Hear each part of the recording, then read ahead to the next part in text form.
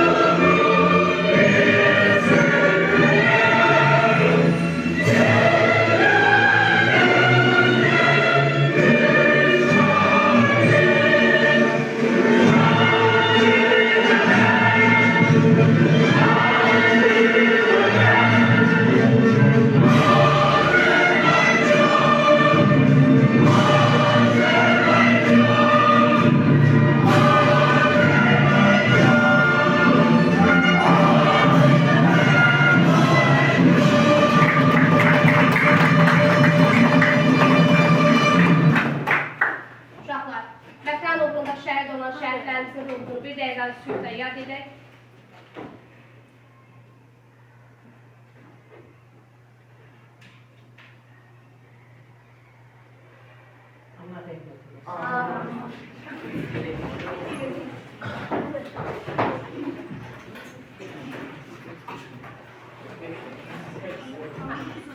Deməli, uşaqlar, bugünkü mövzumuz zərərli və qidalardır. Hansı ki, hal-hazırda sizlərin qida rasionunuzda ən çox, belə deyək, üstünlük təşkil edən qidalardan biri məhz bu zərərli qidalardır. Gəlin, ilk öncə tanış olaq görək, deməli, zərərli qidalar hansılardır? Zərərli qidalar, adətən, deməli, keçid edək. Sizin gündəlik həyatınızda istifadə etdiyiniz fast foodlardır, qızardılmış qidalardır, trans yağlarda bişirilmiş yeməklərdir, soyuq qalyanaltılardır və yaxud da ki, qazlı içkilərdir, energetik içkilərdir. Bunlar hamısı sizin gündəlik qida rasionunuzda ən çox üstünlük təşkil edən qidalardır. Və sizin xəbəriniz olmadan belə, siz öz orqanizminizi məhz bu zərərli qidalarla, belə deyək, zəhərləmiş olursunuz. Gəlin görək bu zərərli qidaların sizin bədəninizdə hansı təsirləri var? Ümumiyyətlə, sağlam qidalanma, sağlam həyat tərzinin əsas mənbəyidir. Siz nə qədər sağlam qidalansanız, qida rasionunuzu düzgün təşkil etsəniz, bədəninizin qurulması və ardıcılıqla düzgün qurular. Əlbəttə ki, zərərli qida ilə qidalandığınız zaman həmin bu zərərli qidalar sizin orqanlarınıza mənfi təsir göstərir, beyninizə, yaddaşınıza, yuxu sisteminizə mənfi təsir göstərir. Ən əsası mədənizdə turşuluğun artmasına, bir çox mədə-bağırsaq xəstəliklərinin, xroniki xəstəliklərin əmələ gəlməsinə səbəb olur.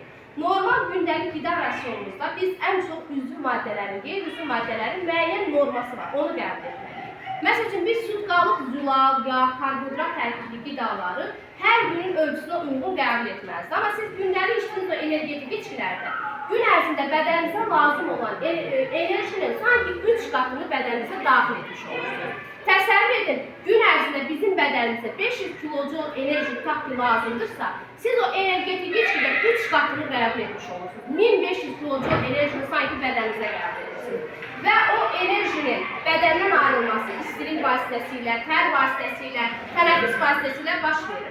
Ancaq siz normaldan çox zərərli qidanı qəbul etdiyiniz zaman, enerjini daxilinizə qəbul etdiyiniz zaman o bədəndən xaric ola bilmir. O istilik harada qalır? Daxili orqanlarınızda və nəticədə nəyə səbəb olur?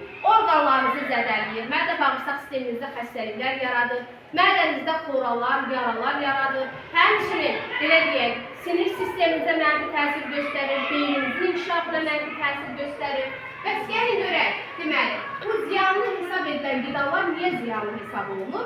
Bunlar trans yağlardır, soya yağları, daha çox emaldan keçirilən, təbii olmayan, tərkibində yüksək miqdarda şəkərdir, duzdur, ədviyyatdır və ya yüksək temperaturda qızdırılmış yağlarda bişirilmiş qidalardır. Hansı ki, hər birinizin çox sevdiyiniz qidadır. Qızartılmış kartoflar deyirsiniz, fast-foodlar içərisində. Evimizdə bunu təbii halda valideynləriniz sizə bir dəfə bişirilir. Onu qeyd edim ki, uşaqlar, hər bir yağın parçalanma temperaturu var. Ən yüksək davamlı yağ zeytun yağıdır ki, onun, belə deyək də, oda davamlılığı digər yağlara nisbətən daha çoxdur. Amma belə deyək, həmin o fast-foodların hamısı zeytun yağında mı pişirilir? Xeyr, əlbəttə ki, ən ucuz, ən belə deyək, özləri üçün gəlirli olan tərkibi aşağı trans tərkibli yağlarda qızardırılır o qidalar. Və o yağların da temperaturu qalxdığı zaman o yağın içərisindəki maddələr parçalanır və kanserogen maddələrə çevrilir. Nədir kanserogen maddələr? Hansı ki, sizin bədəninizdə xərçəng xəstəliyin əmələ gəlməsinə səbəb ola bilər. Bədəninizdəki yeni hüceyrələri məhv edə bilər, beyin hüceyrələrinizi məhv edə bilər, bütün mədə-bağırsaq sisteminizdə, hətta qan-damar sistemində xəstəliklər yarada bilər. Artıq miqdarda yüksək yağlı qidalarla qidalanarkən bizim damarlarımızda yağların toplanması nəticəsində həm xolesterin adlanan bir maddə var bədənimizdə. Yağlılığı belə deyək, təmsil edən bir maddədir. Siz normadan çox yağlı və ya transgen yağlarda qızardılmış qidalar yediyiniz zaman həmin o yağlar sizin damarlarınızın divarını tutur. Necə ki, təsəvvür edin, bir borunun içərisini tıxac örtdüyü zaman nə baş verir? Bax, sizi ünvanlayıram. Nə olur o boruya? Partlaya bilir, düzdürmü? Dağıla bilir. Eyni qayda ilə də bizim damarlarımızda bu proses baş verir. Həmin o yağlar damarlarımızın divarını tutur, ateroskleroz deyilən bir xəstəliyin yaranmasına səbəb olur. Nədir ateroskleroz? Damarların divarının kirəcləşməsi. Niyə damarlarımızın divarı kirəcləşir? Yağlı qidaları normadan çox yediyimiz zaman. O damar divarlarında kirəcləşmə zamanla nəyə çevrilir? Qan laktası ilə tutulduğu zaman tromblaşmaya çevrilir. Və bunun nəticəsində miokard infarktı, ürək infarktı, damar, beyinə qan sızma, damarlarda qan sızma kimi proseslərin meydana çıxmasına səbəb olur. Görürsünüz, əslində sizin dadlı bildiyiniz, ləzzətli bildiyiniz qidalar, əslində sizin bədənizdə hansı fəsadları ortaya çıxardır?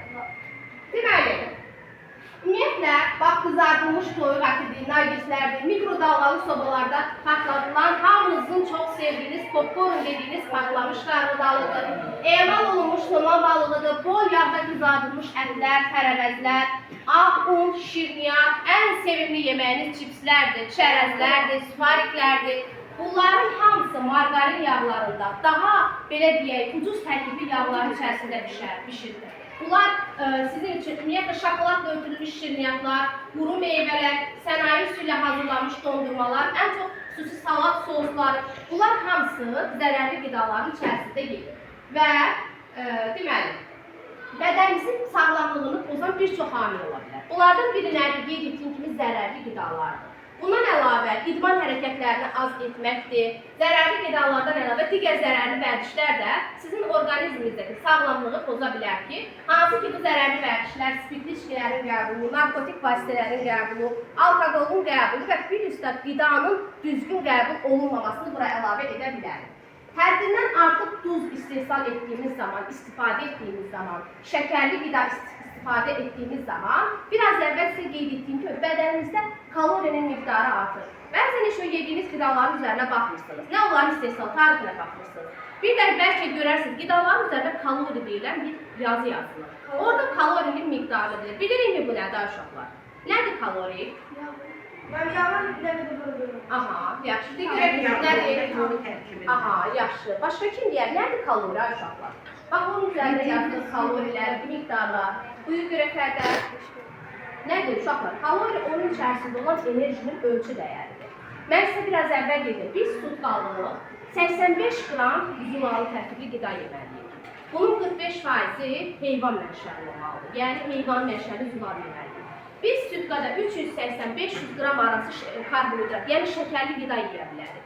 Sonra 100-110 qrama qədər yağlı qidalar yeyə bilərik. Amma sizin o yediyiniz fast foodlar, zərərli qidaların tərkibində bu faydalı saydığım qidaların çoxu yoxdur. Hansı ki bizim bədənimiz üçün zərərli olan karbohidratların enerji dəyəri daha çoxdur. Siz yediyiniz o gündəlik kalori də, deməli, gündəlik südqalıq bizim bədənimizə lazım olan kalorinin 2 qat, 3 qatını bir gün ərzində qəbul etmiş olursunuz. O da normadan artıq enerji parçalanmasına səbəb olur. Məsəl üçün, mən indi desəm, deyəcəksiniz ki, bu proses bizdə baş verir. Siz özünüzdə yəqin ki, müşahidə etmişsiniz, o fast foodları dalqadan ardıcıl yedikdən sonra bir müddətdən sonra üzü pis hiss edirsiniz. Məsəl üçün, ürək döyüntüsü artır, istiliyi artır, baş ağrısı artır, halsızlığı artır, mədənizdə qıcqırma, yanma hissi artır, ağızda yanma hissi artır, düzdürmü? Proseslər baş verir sizdə. Bax, bu o sizin bədəninizin harayı əslində. Yediyiniz qidaların bədəninizə göstərdiyi mənfi təsirlərdir. Çünki qeyd etdiyim kimi biraz əvvəl bu hansı ki o şirniyyatlardır, içkilərdir, qazlı içkilərdir, peçenyedir, tortlardır, yüksək şəkər tərkibli qəlyan aldılardır. Neyini? Qan təzyiqinizi artırır, ürək döyüntünüzü artırır, nəbz vurğularınızı artırır. Bədəndə ürək döyüntüsü artmağı nə deməkdir? Ürəyin döyüntüsü nə deməkdir ümumiyyətlə? Ürəyinizin bir dəfə yığılıb bədəninizə qan vurmalıdır. Siz normadan çox qida qəbul edin, o parçalanaraq hara gedir uşaqlar? Yediyiniz qidalar hara qarışır? Mədədə. Mədədə parçalanıb hara gedir? Bağırsaqlara. Bəs bağırsaqlardan hara keçir? Elə bağırsaqda qalır. Qanımıza keçmir. Əsas bədənimizdə bütün qida maddələrinin, faydalı maddələrin bədənə paylayan nədir? Qandır. Qanla bütün toxum orqanlara gedir. Yediyiniz bu bütün zərərli qidalar parçalanaraq sizin qanınıza keçir. Və qanla təkcə yediyiniz orqanda qalmır. Siz qidanı düzdür, əsas parçalanma orqanınız mədə bağırsaqdır. Amma yediyiniz qida mədə bağırsaqla kifayətlənmir. Bütün orqanlara gedir, beyninizə qədər gedir. Nə ilə gedir? Qanınız vasitəsilə gedir. Siz bir orqanı zəhərləyirsiniz yediyiniz qida ilə, qan onu bütün orqanlara aparır. Və bütün orqanlarda nə eləmiş olur? Fəsadlar törətmiş olur. Sonra, deməli, bədənimizin ehtiyac duyduğu vitaminlərdir, belə deyək, immun sistemimizi gücləndirən, metabolizm proseslərimizi sürətləndirən bir çox təbii qidalar var. Siz bu zərərli qidalar əvəzinə həmin qidalardan rasionunuzda istifadə etsəniz, biraz əvvəl saydığım o fəsadların heç biri ortaya çıxmayacaq.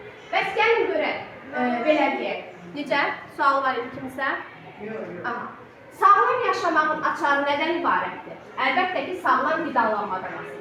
Gündəlik yediyimiz qidalar bizim bədənimiz üçün lazım olan vitaminləri, mineralları, hətta suyu bizim bədənimizin təmin etmiş olur.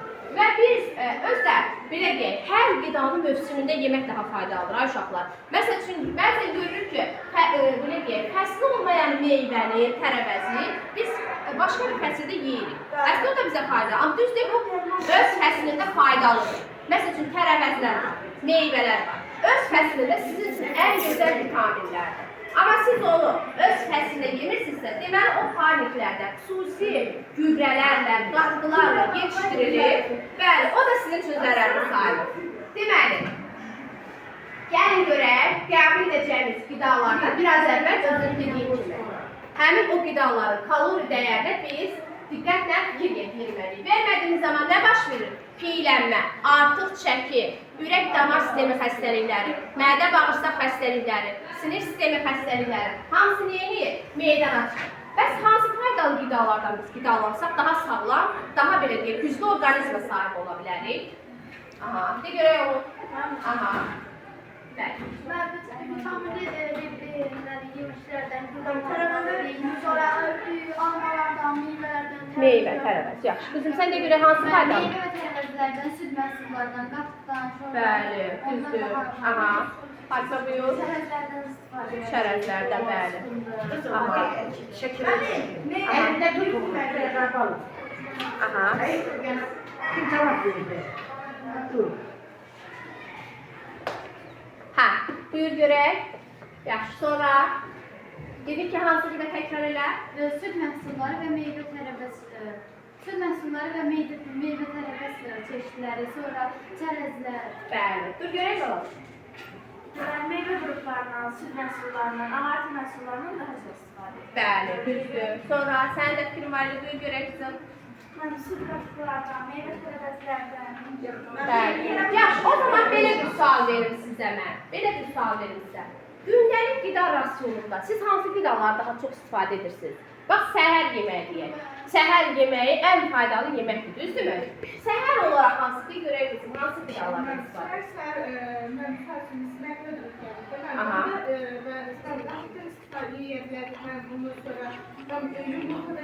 Bəli, yumurta, düzdür. Aha, sən də görə qızım, Qırəva. Səhər vaxtı süd məhsullarından istifadə edib yeyə bilərik. Aha, düzdür. Sonra başqa Fatimədə görə Qaymaq, bal kimi qidalardan. De görək oğlum. Aha. Bildiğimiz kimsələr süt məhsullarına, vitaminli şeylərə, məsələn, yumurtalara görə. Bəli. Yumurta məktəbdən gəldilər. Gelib çörək qazlı istəyirlər almaq və ya çörəkdən bir nəsil yeməklər səhər keçmiş çörək. Evdə madeniyyətin pişirdiyi yeməklər kimi, yeməklərdən də gəlirlər. Bəli. Deməli, gündəlik qida rasionumuzda, səhər qidalarımızda biz ən çox süd məhsullarını gün ərzində ən azı bir dəfə, 2 dəfə istifadə etməliyik. Sonra bilirsiniz ki, süd ağartı məhsulları sizin sümüklərin möhkəmlənməsində, bədənimizdə kalsium ehtiyacının toplanmasında istifadə olunur. Məsəl üçün, biz ağartı məhsulları yeməsək, sümüklərimiz nə edəcək? Möhkəmlənmir. Öz möhkəmliyindən tırış olur. Dişlərimiz yaxşı inkişaf etmir. D vitamininin deməli, biz həm güneşdən ala bilərik, həm yediyimiz qidalardan ala bilərik. Gündəlik. İndi yaxşı şəkillər çəkdirəsən videoda.